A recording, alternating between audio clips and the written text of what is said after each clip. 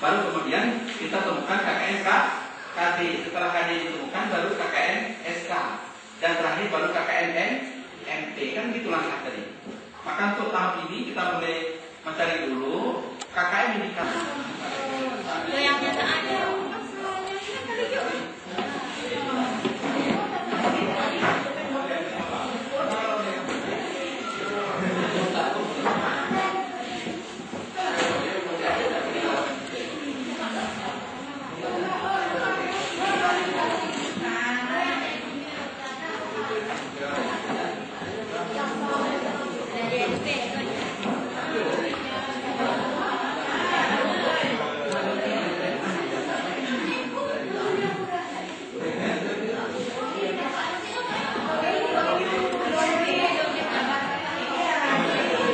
Format A itu, format A itu.